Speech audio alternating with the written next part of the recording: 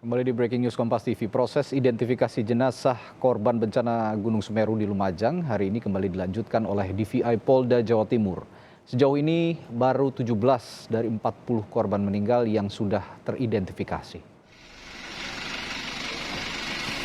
Hilangnya data-data sekunder dari korban meninggal dunia menjadi kendala utama untuk mempercepat proses identifikasi. Saat ini jenazah yang belum diketahui identitasnya disimpan dalam kontainer pendingin. Lamanya proses identifikasi membuat warga yang meyakini anggota keluarganya menjadi korban jiwa harus menunggu lebih lama di ruang tunggu jenazah.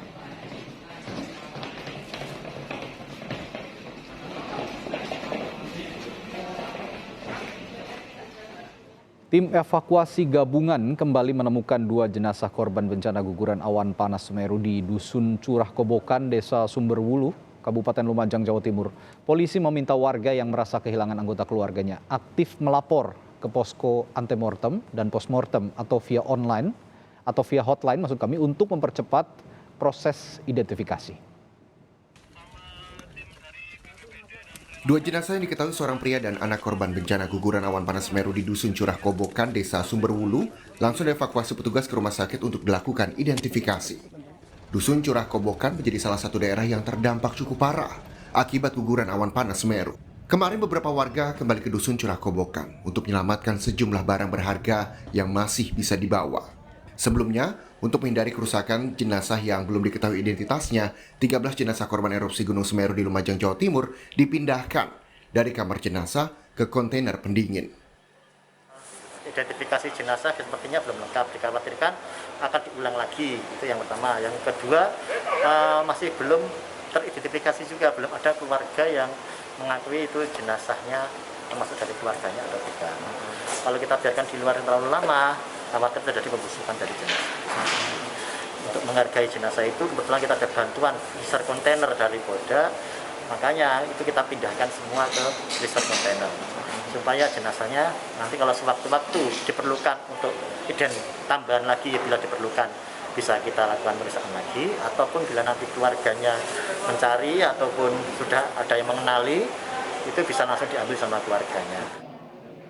Tim DVI Polri yang berada di RSUD Dr. Haryoto Lumajang kembali mengidentifikasi 7 korban bencana guguran awan panas Semeru.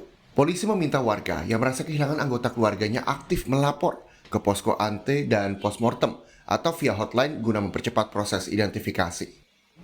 30 jenazah dengan 20 sudah diperiksa, 13 sudah teridentifikasi dan 7 belum teridentifikasi.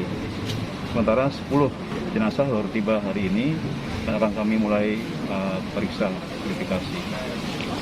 Kemudian mungkin operasi ini akan panjang karena melihat suasana di tempat kejadian di lokasi yang cukup berat, dan akan kami turunkan tim secara bergantian upayakan agar masyarakat yang merasa kehilangan keluarganya bisa datang kemari melaporkan untuk ambil data sebelum kematian atau antemortemnya. Hingga Kamis pagi, jumlah korban meninggal akibat guguran awan panas Semeru sebanyak 40 orang. Tim Liputan, Kompas TV. Untuk memantau kondisi para korban bencana Gunung Semeru, kita terhubung dengan Babul Arifandi, jurnalis Kompas TV yang saat ini berada di Rumah Sakit Umum Daerah Dr. Haryoto, Lumajang, Jawa Timur. Babul, apa laporan terbaru yang bisa Anda sampaikan dari Rumah Sakit Umum Daerah Dr. Haryoto? Ya, Radit dan juga saudara, saat ini saya berada di depan posko postmortem dan antemortem yang berada di belakang saya. Posko ini sudah didirikan sejak hari Minggu kemarin dan sampai sekarang masih beroperasi dan melayani masyarakat yang ingin melaporkan anggota keluarganya yang diyakini hilang. Dan informasi yang ingin saya sampaikan bahwa hingga dengan pagi hari ini proses pencarian korban dan evakuasi masih terus dilakukan oleh tim Basarnas, kemudian juga BNPB dan juga TNI Polri. Dan baru saja ada 4 jenazah yang sudah berhasil dievakuasi dari lokasi kejadian, saudara. Namun informasi yang kami himpun bahwa jenazah ini bukan jenazah baru, melainkan jenazah yang sudah diketahui sebelumnya Dan memang karena ada jenazah yang hanya meninggalkan body part, kemudian ada jenazah yang sulit dievakuasi pada Rabu kemarin sehingga baru pagi ini berhasil dievakuasi. Dan jenazah-jenazah ini memang memasuki hampir 1 pekan pasca erupsi ini memang lebih sulit untuk dievakuasi, Radi, karena memang endapan lahar yang berada di sekitar lereng pegunungan Semeru ini sudah mengeras, sudah memadat sehingga membuat proses evakuasi berjalan lebih lamban. Dengan demikian tadi maka jenazah yang saat ini berada atau yang diterima oleh kamar jenazah Rumah Sakit Dr. Haryoto berjumlah 40 orang. 39 orang merupakan jenazah yang tiba secara utuh, kemudian 1 jenazah berupa body part. Dari 39 jenazah ini, Radi, dari 40 jenazah ini, Radi, sebanyak 37 ini merupakan jenazah yang berasal dari lokasi kejadian, kemudian 3 orang jenazah ini merupakan jenazah yang sebelumnya dirawat di Rumah Sakit Dr. Haryoto, sebelumnya dirawat di ruang ICU, kemudian karena kondisinya kian memburuk, akhirnya ketiga korban ini meninggal. Saat ini, Radi, proses evakuasi terus dilakukan di sekitar lokasi kejadian, kemudian di kamar jenazah proses identifikasi dan lab forensik yang dilakukan oleh Polda Jawa Timur, tim DVI, kemudian juga rumah sakit masih terus berjalan, Radi.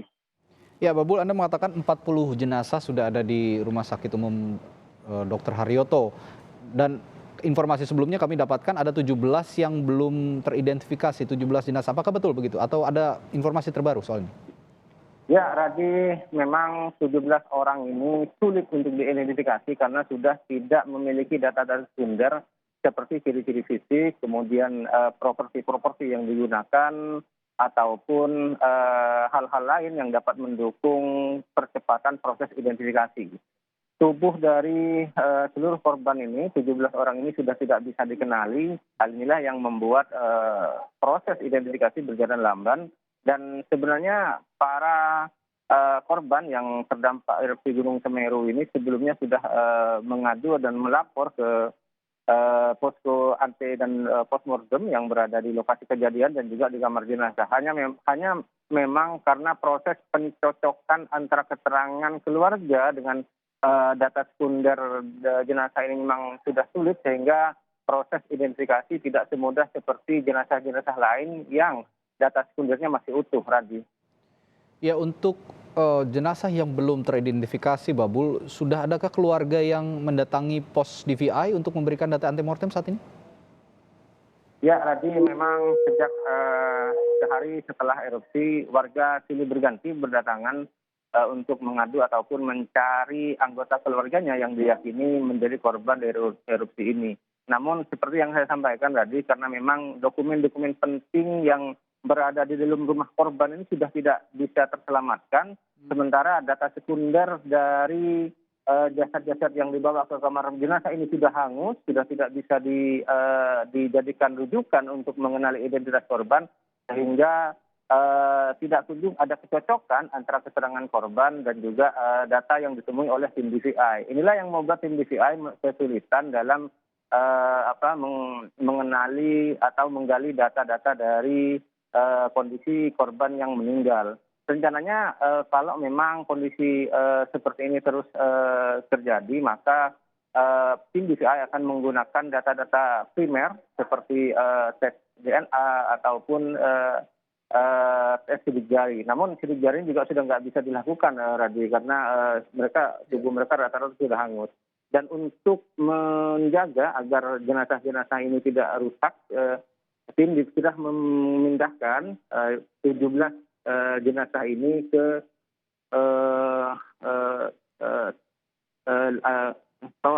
trainer pendingin yang berada di ruang UGD. Tujuannya untuk menjaga agar jenazah-jenazah ini awet dan tidak murah rusak sementara hingga proses identifikasi selesai.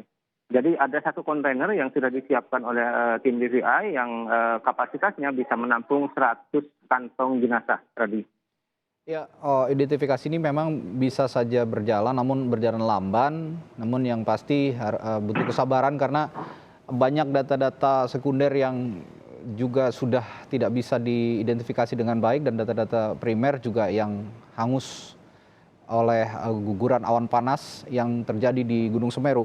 Lalu saya ingin juga mengetahui, Babul, kabarnya ada sejumlah korban selamat yang saat ini juga masih dirawat intensif dan dirujuk dari rumah sakit sebelumnya ke rumah sakit Dr. Haryoto. Kondisinya seperti apa saat ini, Babul?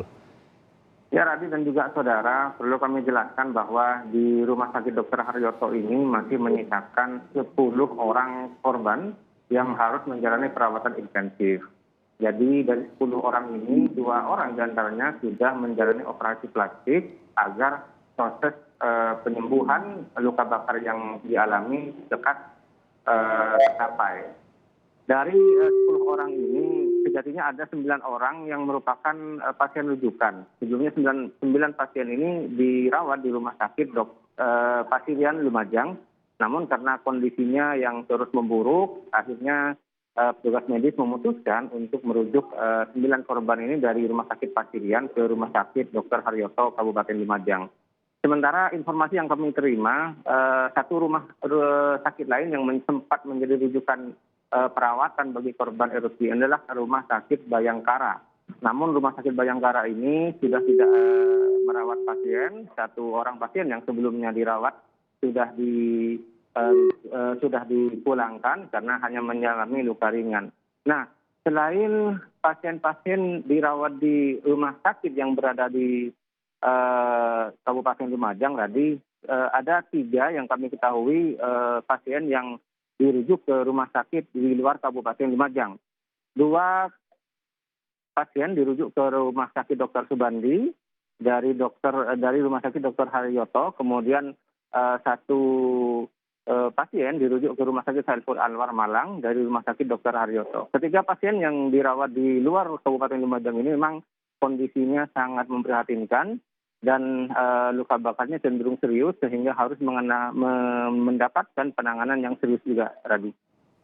Baik, terima kasih Babul Arifandi melaporkan dari Rumah Sakit Umum Daerah Dr. Haryoto di Lumajang, Jawa Timur.